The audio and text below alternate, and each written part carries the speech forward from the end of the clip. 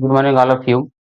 आप सभी लोग हमारे इस चैनल को सब्सक्राइब कर लीजिए जिससे आपको नए अपडेट्स हमेशा मिलते रहें और वीडियो पर लाइक और शेयर जरूर कर दिया कीजिए। तो आज हम आप लोगों के लिए लाए हैं प्रकाशिक यंत्र ऑप्टिकल इंस्ट्रूमेंट।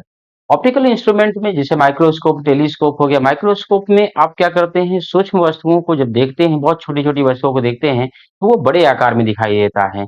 और जो टेलीस्कोप होता है, दूरदर्शी होता है, उसमें हम क्या करते हैं, जो दूर की वस्तुएं होते हैं उसको देखते हैं। दूर की वस्तुएं, जैसे हम दूर की वस्तुएं देखते हैं तो हमें काफी छोटी दिखाई देती हैं, लेकिन टेलीस्कोप क्या करता है, उनको थोड़ा बड़ा कर देता है। और बड़ा कर देता है तो हमें वो दूर की वस्तु भी साफ साफ दिखाई देने लगती है। तो इसमें सबसे पहले समझते हैं दर्शन कोण। दर्शन कोण, दर्शन कोण, दर्शन कोण,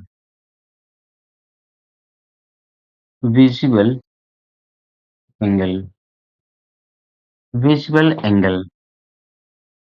दर्शन कोण क्या होता है, जैसे हमारे ये नेत्र है, ये नेत्र हैं,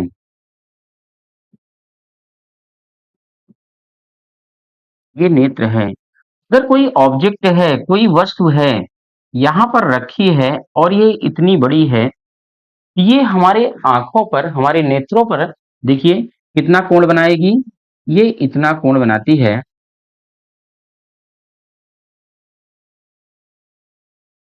जैसे ये नेत्र हैं और ये ऑब्जेक्ट है, ये ऑब्जेक्ट की लंबाई है, इतनी लंबाई है इसकी, तो ये हमारे नेत्र पर अगर देखेंगे तो ये इतना एंगल बना रही है।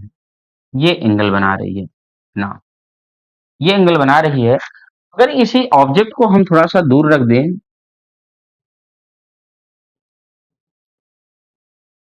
देखिए ये ऑब्जेक्ट इतना बड़ा था, अगर इसी ऑब्जेक्ट को हम और दूर कर देते हैं, और दूर कर देते हैं, देखिए ये कितना एंगल बनाता है। जब हमने दूर कर दिया तो कितना एंगल बनाता है, तो जो ये एंगल बनाएगा, ये देखिए ये एंगल बना रहा है, ये ये एंगल बनाएगा, ये। तो यहाँ पे देखिए ये एंगल बड़ा था, ये एंगल क्या था, बड़ा था। जब वस्तु पास में थी तो ये एंगल बड़ा था, और जब दूर हो गई तो ये एंगल क्या हो गया, छोटा हो गया।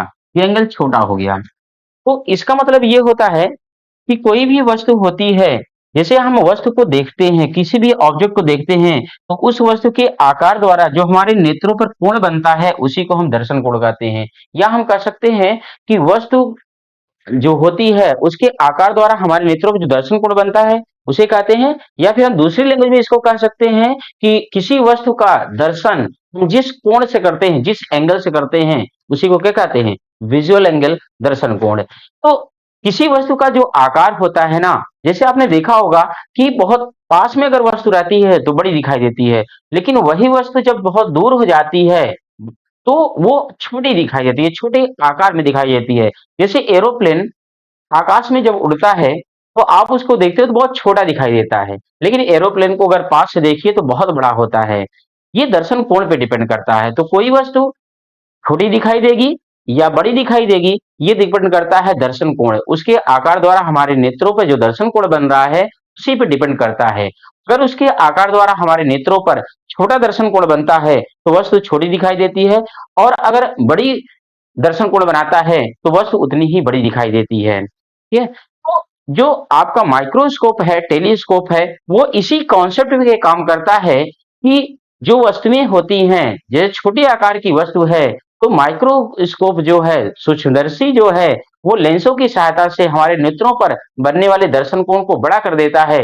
जब दर्शन कोण बड़ा हो जाता है तो वस्तु हमें बड़ी दिखाई देने लगती है। ठीक है। इसके बाद हम आते हैं संयुक्त सूक्ष्मदर्शी। संयुक्त सूक्ष्मदर्शी,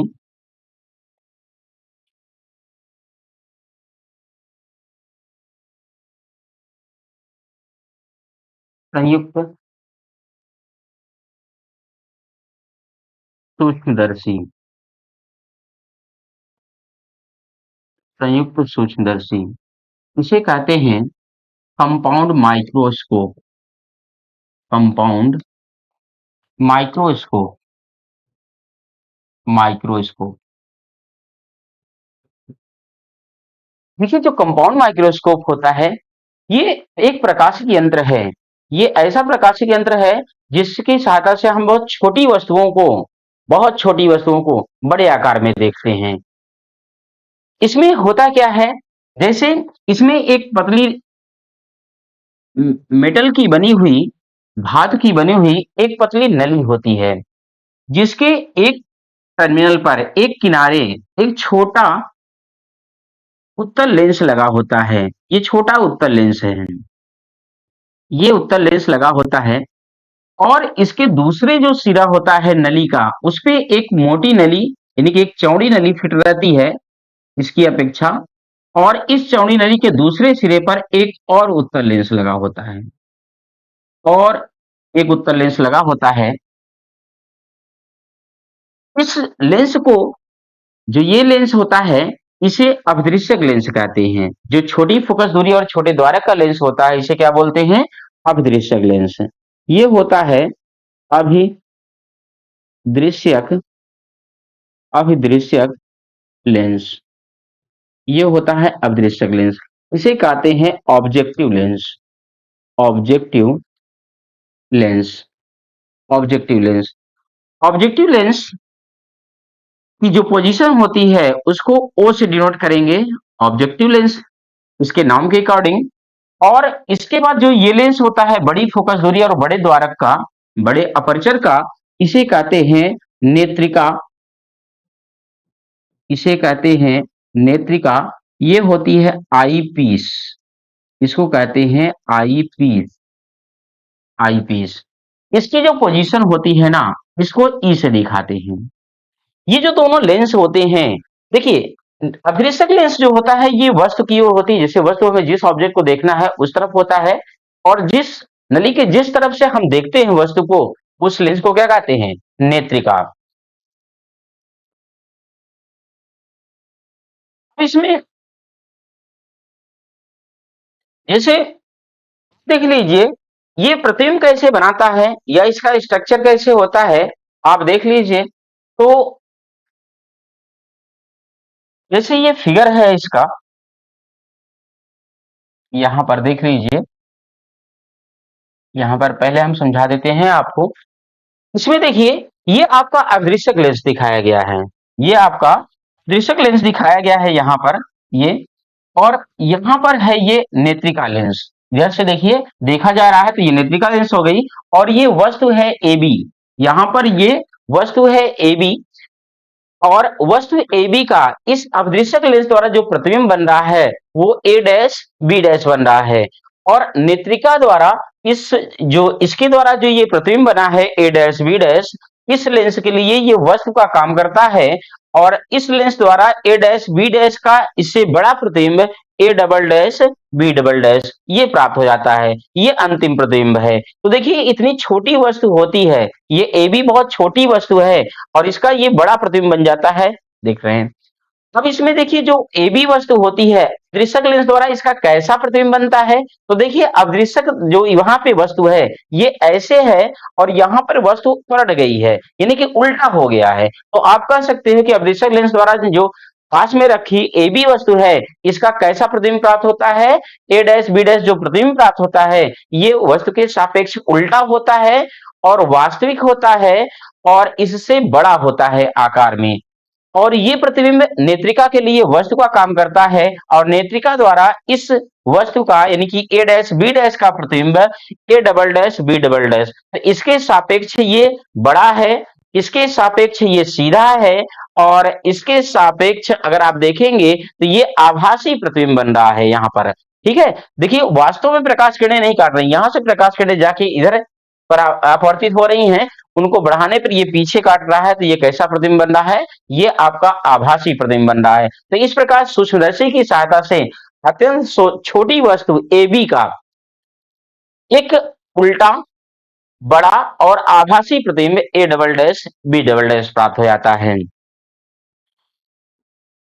तो देखिए, अब इसके लिए ये तो हो गया प्रतिबिंब कैसे बनता है, ये आपने देख लिया। तो इस प्रतिबिंब में पढ़ते हैं सूक्ष्मदर्शी की आवर्धन क्षमता। यहां पढ़ते हैं आवर्धन क्षमता, सूक्ष्मदर्शी की आवर्धन क्षमता। आवर्धन क्षमता आवर्धन क्षमता। सूक्ष्मदर्शी की आवर्धन क्षमता क्या होती है? आवर्धन क्षमता सूक्ष्मदर्शी की होती है m is equal to beta upon alpha. Beta upon alpha, यहां पर बीटा क्या होता है? जो ये प्रतिबिंब होता है, अंतिम प्रतिबिंब द्वारा नेत्रों पर बनने वाला दर्शन कोण। और अल्फा क्या होता है? जब वस्तु स्पष्ट दृश्य की न्यूनतम दूरी पर रखा होता है तो वो कितना आपके नेत्रों पर कोण बनाता है, वो क्या होता है? अल्फा। यदि यदि अल्फा तथा बीटा अत्यंत सूक्ष्म हो तो, अगर ये काफी छोटे हो तो अल्फा को हम लिख सकते हैं टेन अल्फा। और टेन अल्फा अगर देखेंगे तो देखिए यहां पर अगर ये जितना कोण बनाता है ये अल्फा होता है, ये जितना कोण बनाता है ये क्या होता है? अल्फा होता है। तो ये ए बी है, टेन अल्फा लंब बटे आधार होगा, क्या हो जाएगा? A B upon D. बस इसकी न्यूनतम दूरी पे रखा होता है तो इस डिस्टेंस को क्या कहेंगे? डी। और बीटा इक्वल टू हो जाएगा टेन बीटा। और टेन बीटा देख लीजिए, टेन बीटा यहां से देख लीजिए ये बीटा एंगल है। और टेन बीटा इक्वल टू क्या हो जाएगा? लंब क्या हो जाएगा? ए डैश बी डैश, और आधार कितना हो जाएगा? A dash E. A dash B dash, A dash B dash कौन? ए डैश ई, ए डैश ई। इनकी वैल्यू अल्फा और बीटा की वैल्यू अगर यहां पर रखते हैं तो देखिए क्या हो जाएगा? आवर्धन क्षमता m is equal to beta की वैल्यू रखेंगे A dash B dash upon A dash E. और अल्फा के रखेंगे तो ये पलट जाएगी, वैल्यू अपॉन में है तो ये डी ऊपर हो जाएगा और upon A B. M is equal to, इसको आप लिख सकते हैं A dash B dash upon A B into D upon A dash E. ये हो गया। अब इनकी वैल्यू पुट करिए अगर, तो एम इज इक्वल टू क्या हो जाएगा? देख लीजिए, इनकी वैल्यू पुट करते हैं तो सबसे पहले तो इसमें हम ए डैश बी डैश, देखिए इस ट्राइंगल में ये ट्राइंगल ओ ए बी और एक ट्राइंगल कौन सा है? O A dash B dash. ये दोनों एंगल कैसा है? समरूप ट्राइंगल हैं। तो देखिए अगर समरूप ट्राइंगल,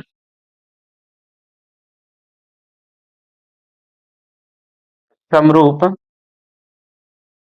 समरूप triangle O A B, O A B तथा ट्राइंगल, ये ट्राइंगल कौन सा है? O A dash B dash, O A dash B dash. इन दोनों में अगर देखते हैं तो क्या हो जाएगा? समरूप त्रिभुज में संगत भुजाओं का अनुपात जो होता है बराबर होता है। तो संगत भुजाओं का अनुपात देखिए, इसमें अगर भुजा ए बी ले लीजिए, भुजा ए बी, तो इसकी संगत भुजा इस ट्राइंगल में क्या होगी? A dash B dash. तो यहाँ क्या हो जाएगा? A dash B dash equal to, इसकी भुजा आप ले लीजिए ए ओ, तो ए ओ के संगत भुजा जो है इसमें ए डैश ई है, नहीं सॉरी, इसमें ए डैश ई नहीं है, क्या है? ओ ए डैश है, ओ ए डैश है, ओ ए डैश है। तो इसको अगर आप पलट देंगे, इसको अगर आप पलट देंगे तो ये क्या हो जाएगा? A dash B dash upon A B equal to O A dash upon A O. देखिए यहां पर जो m की वैल्यू आई थी, जो m की वैल्यू आई थी, m इज इक्वल टू, ये क्या है? A dash B dash upon A B. तो A dash B dash upon A B की वैल्यू कितनी आ गई? O A dash upon O A dash upon A O, ये आ गया, इनटू क्या है? D upon A dash E, A dash E. तो इनकी वैल्यू इनके साइन के साथ रखते हैं, इनके चिन्ह के साथ रखते हैं तो ओ ए डैश, देखिए ओ ए डैश कहां पर है? O A dash, O A dash जो यहां से यहां तक की डिस्टेंस है, ये क्या है? ये क्या होता है? इसके लिए अवदृश्यक के लिए वस्तु की डिस्टेंस होती है जिसे आप वी ओ से दिखाते हैं। और इधर है तो प्लस में लेंगे, ये प्लस में हो जाएगा वी ओ। और ए ओ, ए ओ देखिए ये जो डिस्टेंस है ये क्या है? ये डिस्टेंस यहां से यहां तक अगर आप लेंगे तो ये यू ओ है। तो इसको चूंकि लेंस के इस तरफ है तो इसको क्या करेंगे, माइनस में ले लेंगे, VO इंटू डी, यहां देखेंगे तो वो भी इस तरफ है तो माइनस में हो जाएगा, और ए डैश ई, ए डैश ई अगर आप देखिए, ए dash E, A dash E, A dash ई देखेंगे तो ये क्या है, ये डिस्टेंस यूई होता है, और ये भी किसमें होता है, माइनस में। तो यहाँ माइनस से माइनस ये कैंसिल हो जाएगा, तो m इज इक्वल टू ये वैल्यू आ जाएगी VO अपॉन, ये माइनस में रहेगा, और VO equal into D upon u e. ये सूक्ष्मदर्शी के आवर्धन क्षमता के लिए फार्मूला आ गया, ये सूक्ष्मदर्शी की आवर्धन क्षमता का फार्मूला आ गया, इसी से इसकी आवर्धन क्षमता फाइंड की जाती है। इसके बाद देखिए इसमें ये मेन फार्मूला है, इसको आप याद रखिएगा क्या आया है, यहां पर हम एक बार लिख देते हैं, minus VO upon UO into D upon u e, ये इसका मेन फार्मूला आ गया। इसके बाद देखिए, इसके बाद जो है इसमें दो कंडीशन के लिए जो इसका आवर्धन क्षमता है, ये दो कंडीशन के लिए निकालते हैं।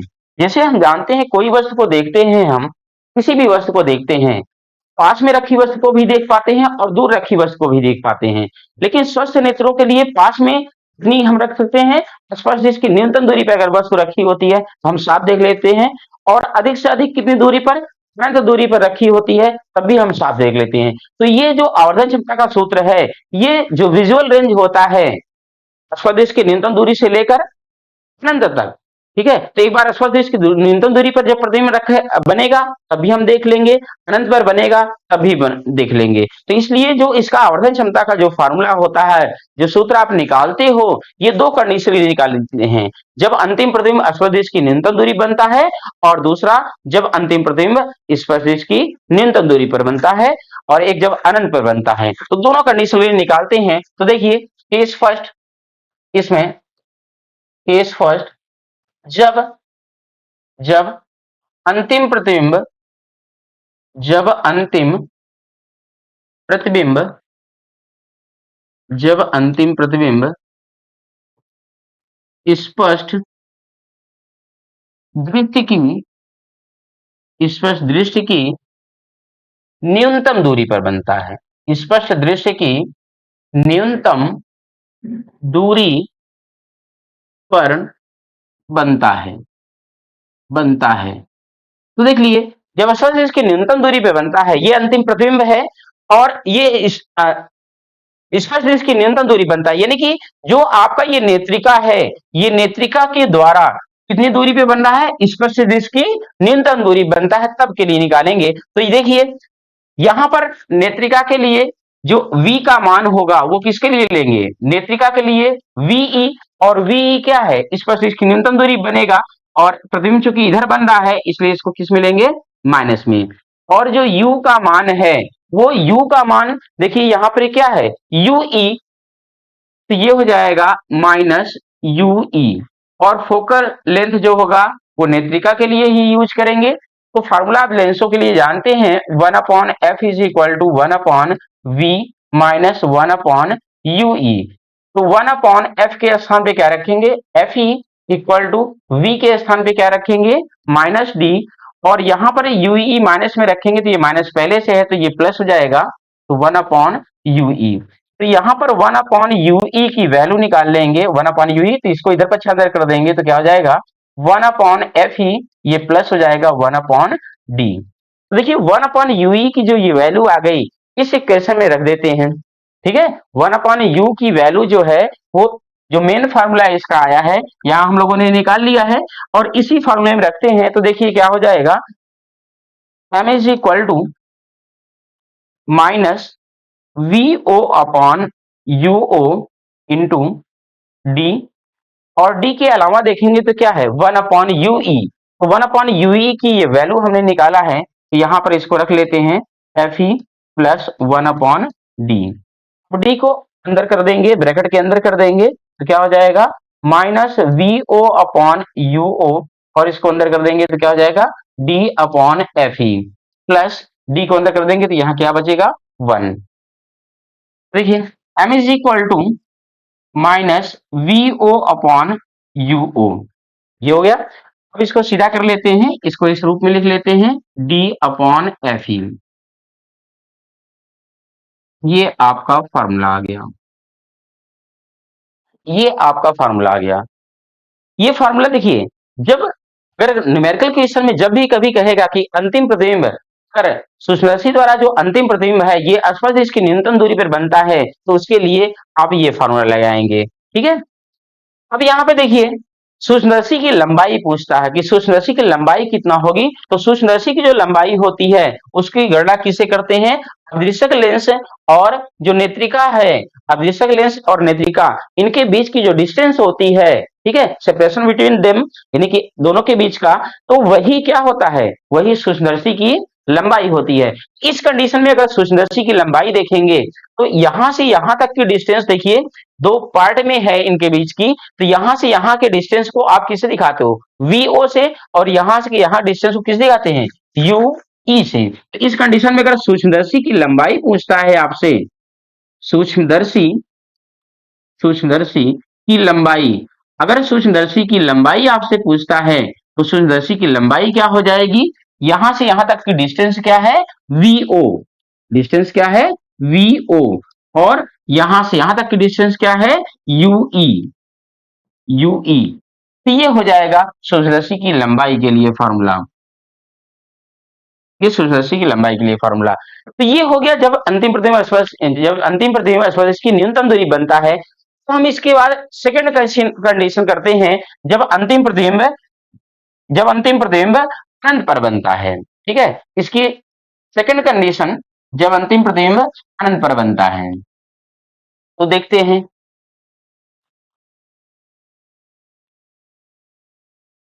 तो केस सेकंड